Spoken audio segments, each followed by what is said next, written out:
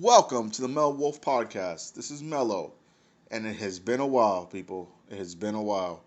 I think our last podcast was on April 14th. And truthfully, main reason probably I stopped is because it's not easy doing a podcast. Now, probably, and also by yourself, it's not that easy. Again, the whole editing situation. I still need to get myself proper podcast equipment. I do this off my phone. You know what I'm saying? So it's not as easy to do it. But I'm going to try to do a whole second round of this. Try to go about this again. See how I can do this. I'm going to try to make more of these podcasts less of an hour long and more hopefully like a 30-minute podcast. That way, you know what I'm saying, if you're driving to work or you're walking to work, you're taking a bus, whatever way you commute to work or to doctor's appointments, dropping off kids. It's like a quick little thing you can just listen to. You know what I mean? So, let's get started. So next, let's see. What's coming up? Oh, yes. New console season has arrived. The Xbox Series X, the Xbox Series S, yes, there's two of them, and the PS5 are all coming around November, I would say. Mid to late November. I do know that Sony has, I believe, a showcase coming up on Wednesday, September 16th. I'm not sure what time, though. I guess it's supposed to show off the pricing of it, because Xbox already showed off their pricing like a few days ago for their two consoles. And we'll talk about that more in a second. So we'll see how everything plays out. But I'm excited. More than likely, I'll be probably getting both. It just always happens. I don't try to get both. Just stuff happens. I luckily get both. And we'll talk about it here in the podcast, how both works and all that stuff like that. And then also, it's basically gaming season. It's Christmas for gaming, I would say, these next couple months. There's usually August, September, October, up to like usually Christmas are probably the most popular games come out for people. Mainly like Madden, NBA 2K, and like Call of Duty.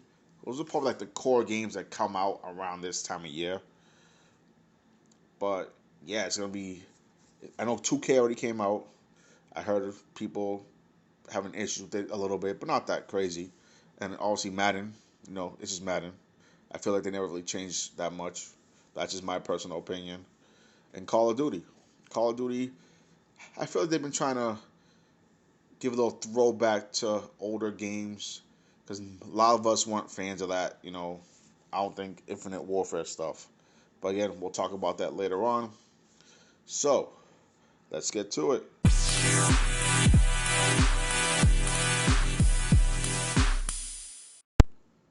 Yes, so like I said before, there's going to be two Xboxes. Xbox Series S and Xbox Series X.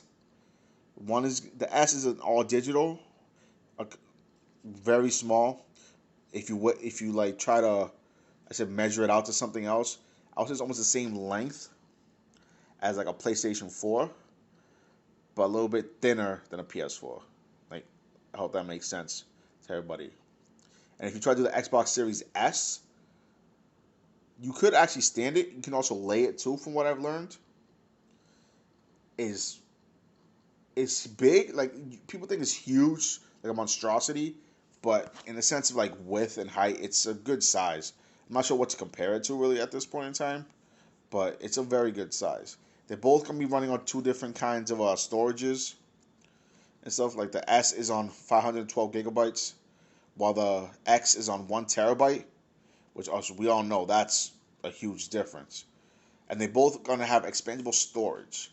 Now, for all the not old people, but people my age that know what a memory card is, basically is what the kind of Microsoft is bringing back. We don't know what the price is. It's a 1 terabyte expansion card that you can actually put into the system. Now, for all the young dudes out there and gals and young people, there used to be something called a memory card. It's almost like a USB stick, I guess you could say, that you can save just about all your game data into this memory card and just take it around with you instead of like taking your whole system or taking the whole game with you. But now it's a 1 terabyte expansion card for both systems. Best thing about this is both systems are still backwards compatible up to the original Xbox, and that's at launch. Like, that's crazy. So I know Sony ain't doing that. I think their furthest they're going is like PS4 for backwards compatibility, but whatever. So and also, like I said, Xbox Series S is digital only, and the X is a 4K UHD blue drive. They both have HDMI's. You know what I mean? The GPU power for the X is 12.15 teraflops, while the S is 4 teraflops. Now, as if most of you know, if you're a gamer, that's a major difference. Because if you want to get the S, that's cool. Me personally, most of my stuff is digital. But with digital, everything that game has goes into your system. Everything. Compared to having a disc where it splits between the disc and the system. So you don't have everything going into your system from a disc. This disc just helps install the game into your system, but mostly everything's still on your disc. So in all reality, it's something better to have a disc. But if you hate having stacks and stacks of boxes of games, I can understand why you would go with the Xbox Series S if you're going with an Xbox. But again, it's also all personal preference and stuff like that. Let's see. It's kind of crazy how it's already time for new system. I feel they're knocking out not new, like this is technically a next gen for supposed to be 8K televisions are coming in the future. So I think this is kind of what they're trying to push up towards. Because I feel like Sony and Microsoft always push out a new-ish system every couple of years. Like Sony especially, and well, I can't say just Sony, but Xbox as well. Like the PlayStation, then you had the PlayStation Pro, which was a 1 terabyte system. You know what I'm saying? And then the Xbox, did Xbox One, did I think Xbox One S, different than the Xbox Series S. But I think that was a 1 terabyte system also. So it varies in all different AccuStructures and stuff like that. But the pricing, which I think most people are going to see that sometimes first before anything else, unless you're buying it for yourself. The Xbox Series S, the all digital version, is going to be at $300, $299 if you want to get specific. While the Xbox Series X is going to be at $499, $500. So it's like pricing wise, that's like $300. Again, not a lot of people have money right now, or at least not enough money to spend $500 on a system. And if you plan on buying both, like both of them at launch, which in all reality, that's kind of stupid to do both at launch. Take your time. Buy one, see how it works out, and just do it that way, you know what I'm saying? But it's just crazy how everything's just playing out that way. I mean, I personally would want to do the Xbox Series X, just because you're getting all that firepower, you know what I'm saying? All that stuff going into your system, to your TV. Especially if you have like a nice 4K television, you want all that power kicking in too. And also, they both have ray tracing, so it's going to be a fun time. Another thing, you can actually finance these two. Right? It's crazy. So, I guess what they're going to let do is people can actually buy or finance an Xbox Series S and X.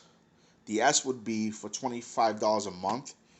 You would get the system plus Xbox Game Pass Ultimate, which is basically, if you're an Xbox person or a gamer, Xbox Game Pass It's like you get like 100 games a month.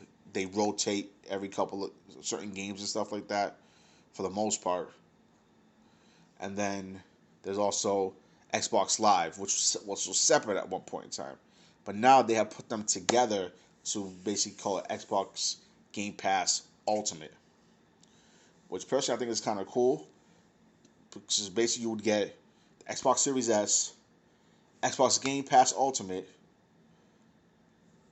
for $25 a month.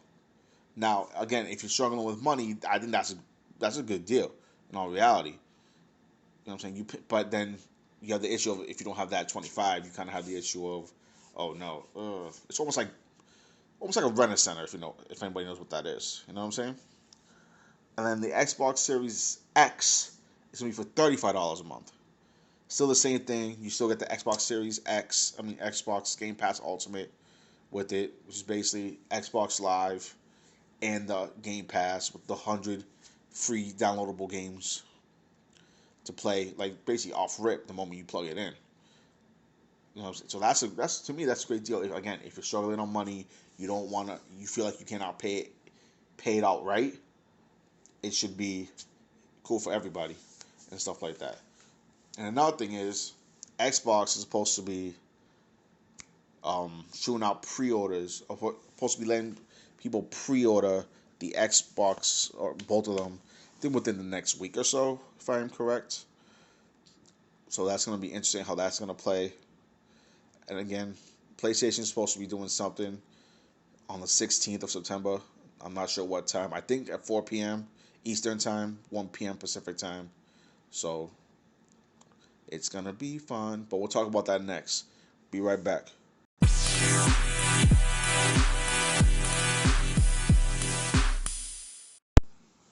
Welcome back. So next is the PS5. Now, I think for most part, most people have been ready for a new system for a long time. Because the only thing Sony been doing for the PS4 is just constant updates that nobody really wants. And I feel for some people, it's messing up their system. Every update, just about every other month or every month. And it's not doing anything for you. So the fact that PS5 is coming out, hopefully in mid to late November, is pretty awesome.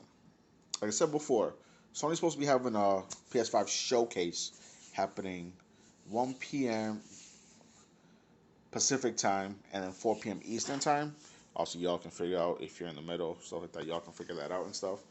But I think that's about time.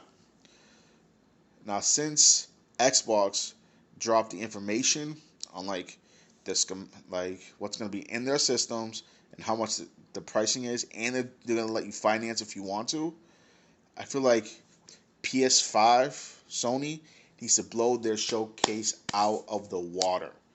Like, they need to just let it fly. They need to just tell people, like, this is the system you want, and this is the reason why you want it. You know what I'm saying? Because I know a few months ago, they did, like, a little mini trailer of what the PS5 could do.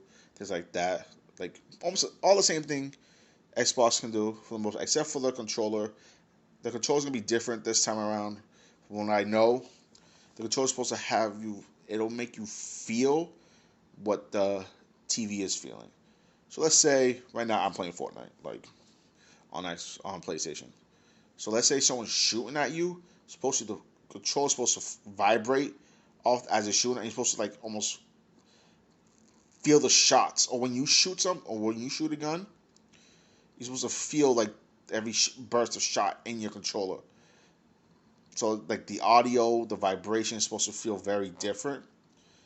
And so I saw a trailer of Jeff Keighley. If y'all know who that is, he's the creator of like Gamescom and like Game of the Year that happens just about every year. So he did a trailer a few months back because they gave him a hands-on this. It was like the Playroom, like the little robot PS4 kind of has that automatically comes into the system. But for the PS5, he did a Playroom. You used to play with him, and he blew into the controller. Now I was looking at him like, what the hell is this guy doing? But then I saw what he's doing on the controller and saw what happened on the screen. So I guess you can do things to the controller that will react to the screen. like basically he blew into the controller, and basically he made a windmill spin, which was part of the whole mission he was doing to help him continue on in the mission. So I was like, that's actually kind of cool how they're having the controller be integrated into the game. Like, that's crazy. Schematics wise, I'm not sure yet. If it has been out, I really have not been paying attention to that then. I'm really serious with you guys. But I'm very intrigued what they're going to be doing. Again, so Sony needs to step their game up. Most people are, I'm not gonna lie, most people are PlayStation people anyways. I feel like there's a lot of Xbox gamers out there, but everybody always talks about a PlayStation. But if they want to compete with the pricing and the finance that Xbox is throwing out, Microsoft is throwing out, they need to I don't feel they need to drop their price point, whatever it may be or was, but they need to do something to be like, oh shit, Xbox just fucking smacked us in the face. We need to do something to make people be like, nah, fuck that. I want a PS5. You know what I'm saying? Because also PS5 is also doing their own digital version as well, and I believe it has actually the same schematics or like internal power as the regular PS5. It's just digital.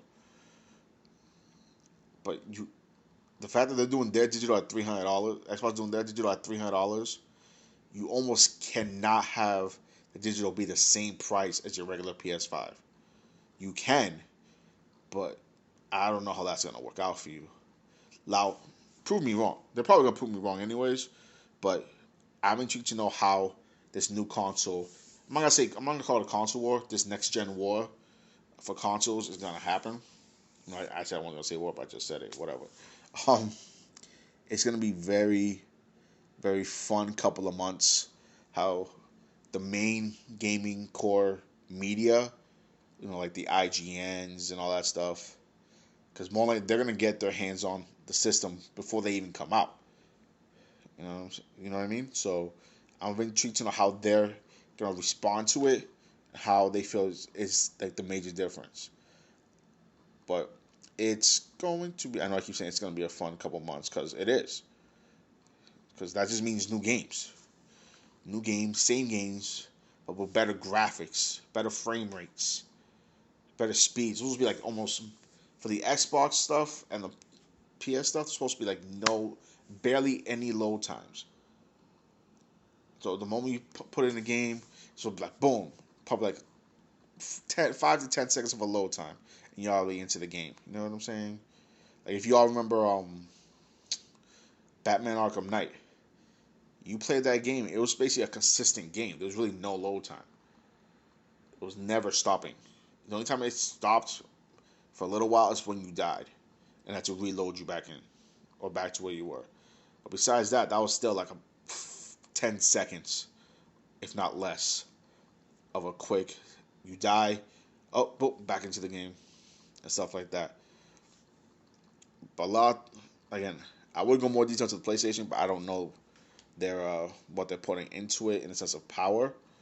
I feel like it's almost the same as the Xbox. I had this information a while ago, and I completely, I don't know where I even put it. But yeah, it's I cannot. I do have. I know I'm working on that Wednesday, but I'll probably watch it afterwards and then just throw something out, see how they did and stuff like that. I do plan on watching the showcase though. I want to know what they're going to do. I want to know the price of it and the release date because I know you guys want to know that too. So we'll see what happens in the next 24 to 48 hours. All right. So we'll be right back.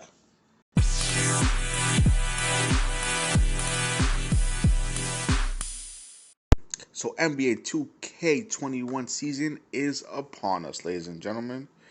Yes, it has been what now? A week and a half since NBA 2K21 has come out for the current gen systems. And yes, they will also be released for the next gen systems. So on September 4th, NBA 2K21, as we all know, always comes out. Usually, I always feel it's always like if you pre-order, usually like the first Friday of September, I would say. But so this year it came out September 4th for the PS4, Xbox One, Nintendo Switch, and PC. I'm sorry, but if you buy for PC, you're dope because it's like you're buying nothing, essentially. You know what I'm saying? But some aspects of the games are kind of different this year. Like the standard edition for NBA 2K21 costs about $70 on the next gen consoles, which haven't even come out yet, which would be making it the first console to raise their price by $10 in a while for PS5 and Xbox One X or Xbox Series X, excuse me. Usually it's $60, but for the next gen it's $10 more. So, and telling you, you can't upgrade either, which is stupid. So supposedly you cannot upgrade NBA 21 from the current gen consoles to the next gen consoles for free unless you were to buy the Kobe edition, also known as the Mama Forever edition. So basically, you got to pay $100, and then you would get the next gen NBA 2K21, but it wouldn't be the Forever edition. It would still be the standard edition for the next gen. But to me, that's kind of, I guess that's cool because you still get the next gen game, but you basically paid for the Kobe edition $100. You should be able to get the Kobe edition on the PS5 or Xbox Series X. You know what I'm saying? It's kind of like, excuse me, stupid. But if you want to know what the Kobe or the Mama Forever edition comes with, or is, it's basically it commemorates Kobe Bryant. Rest in peace, one love. Number 8, number 24. You know what you do. Yeah, just basically just showing love to Kobe. Now, most people I probably feel bought this one just for that reason, which I'm not hating on it because I would have done the same thing. But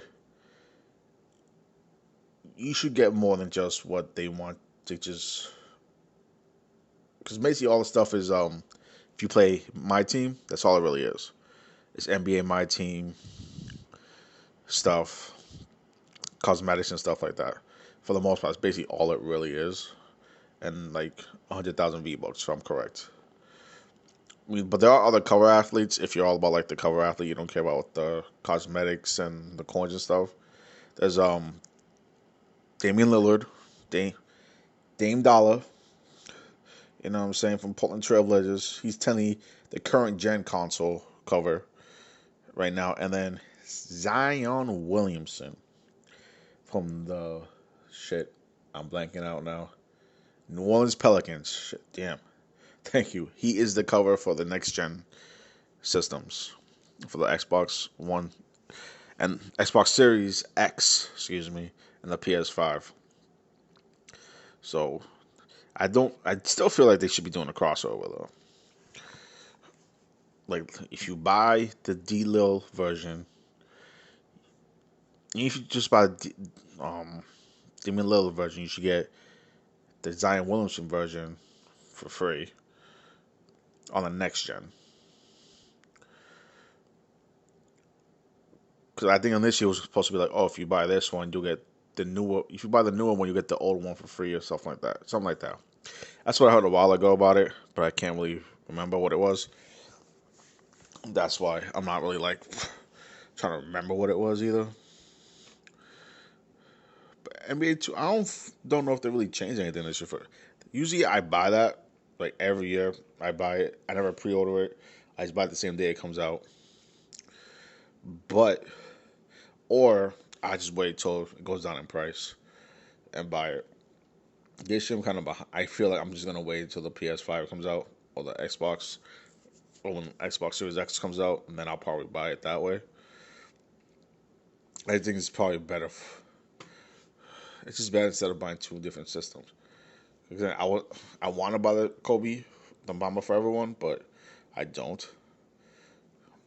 Wait, it's $100, $100. You know what I'm saying? $100 is $100. What the hell's going on here? My bad. I'm on the computer right now. So I was trying to look at some stats for y'all. So if you get the Dame Lillard cover, the pre-order bonuses, which is already we're past the pre-order bonuses, but I thought to say it anyways. You would have gotten 5,000 virtual currents VC, 5,000 My Team points, 10 My Team promo packs, which you get once a week, 9 My Career skill points, 5 pair shoe collection, and then a cover athlete digital collection. You also get game exclusives like basketballs and all that stuff. And then the Kobe edition, Kobe Tribute Edition, which they have awesome covers, I feel like. I almost feel like they should have done one with him and his daughter. I know she was an NBA player, but if it's his last one ever, why not, right? So the Kobe edition, you would have gotten 100,000 VC, 10,000 My Team points, 10 My Team tokens, 60 My Career skill points, 40 My Team promo packs, 10 at launch, and then 3 per week, 2 Sapphire My Team Standard Edition cover athlete cards, My Player shoe collection, My Player 72 HR 2 times rep boost, My Player backpack and ball, and then the Mamba Forever Edition cover athlete digital collection. So it's like, do I wanna? Depends what you really want. If you're not a My Team person, it's like, just buy this. Just buy the game. First day comes out. Because basically it's mostly all My Team stuff. Yeah, also VC is always nice. From what I know, also you should be able to carry your data over. Maybe not the game, which again still makes no sense. So many different things I feel like 2K is doing. I think that they don't know what they're doing. You know what I'm saying? But again, VC is always nice. But again, if you're not really a My Team person, you're not gonna want to get this.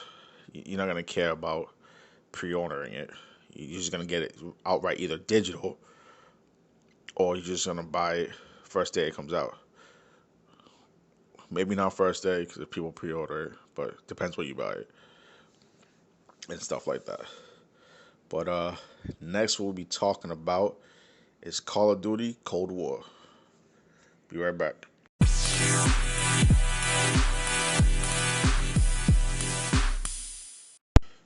It is that time once again for Call of Duty. It feels like Call of Duty, besides NBA 2K, is the most consistent gaming franchise every year.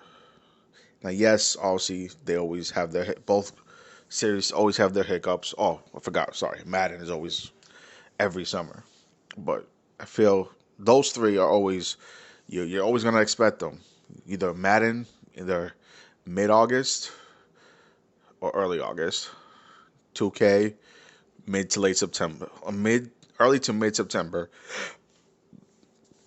and then obviously Call of Duty be like late October, early November.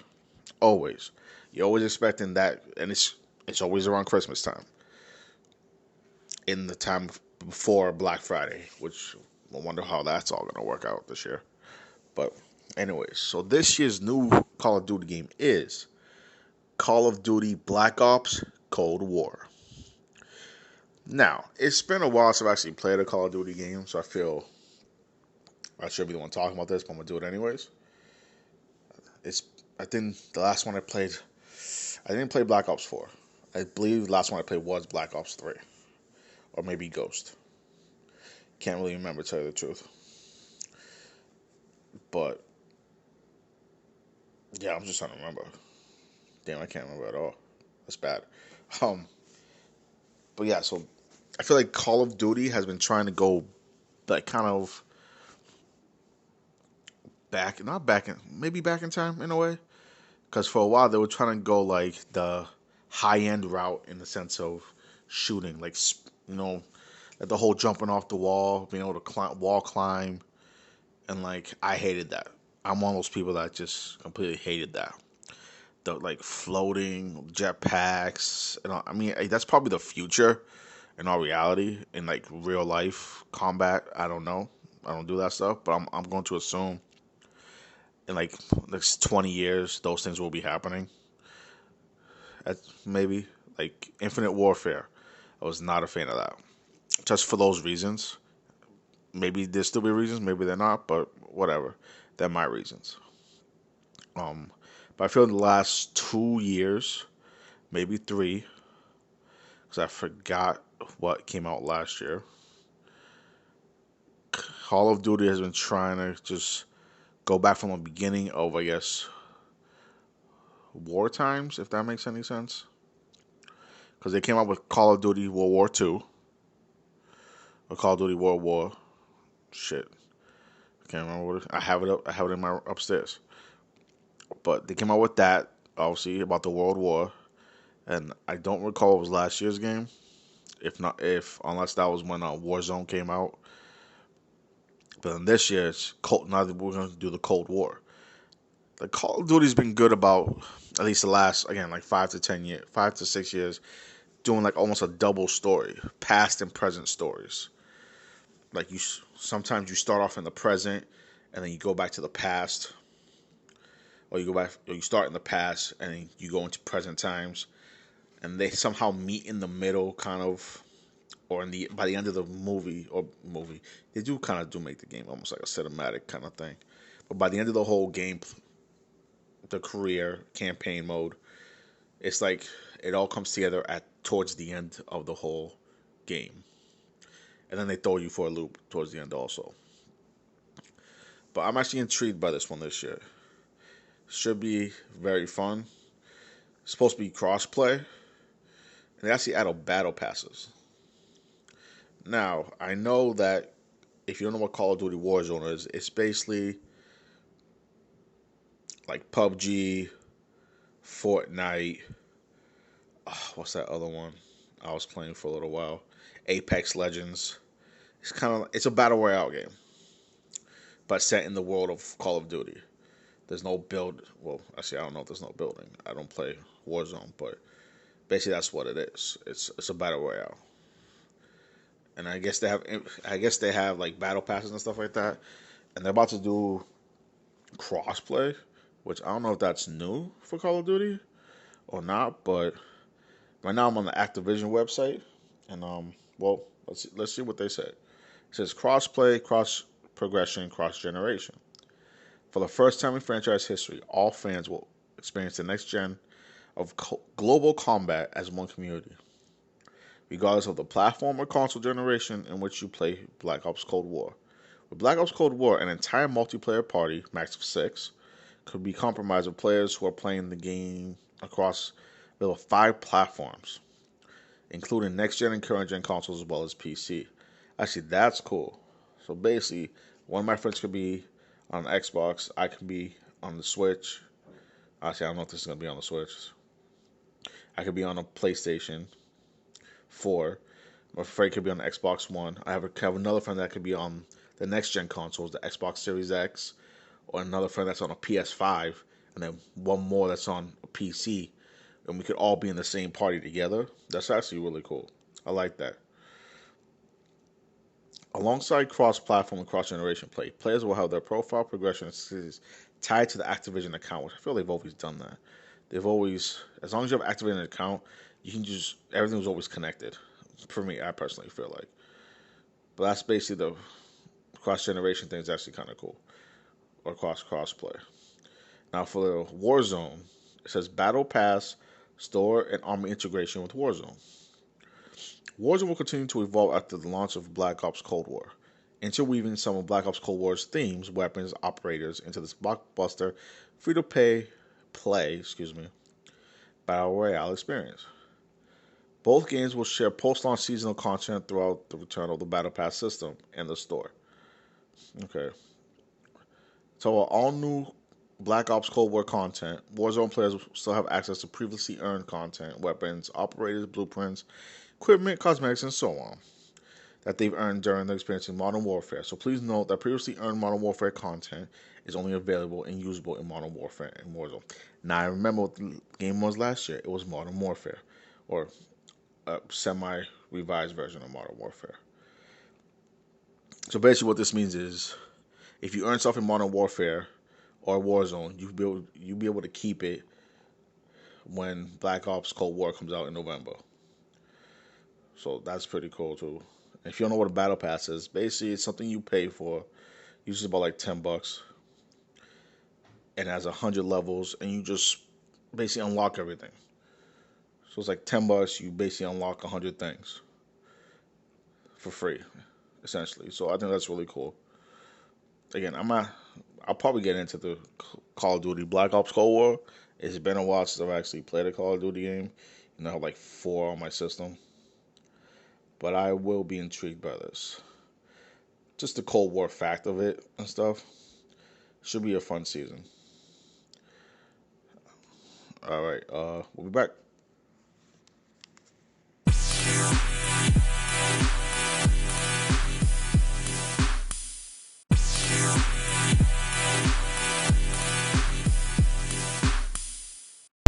So I'm gonna add the podcast here. I hope everybody enjoyed. Hope you catch me in the next one. My next probably the next episode will be about the PS5 showcase. So we'll see how that goes down. Again, 1 p.m. Pacific time, 4 p.m. Eastern time, September 16th. Be sure to watch it because I know I'll be doing it. Again, thanks for watching. Thanks for listening. If you all want to follow me on any other socials, it's Mellow and Wolf Podcast on Instagram. And that's the only place we're at for the moment. Yeah. So that's all. That's the only place we're at right now. It's just Instagram. So Mellow and Wolf Podcast. I put Mellow, the letter N, and then Wolf Podcast. And you should find us. So you'll see a picture of like 2 wolves in the background and stuff like that. But thank you for listening. And peace.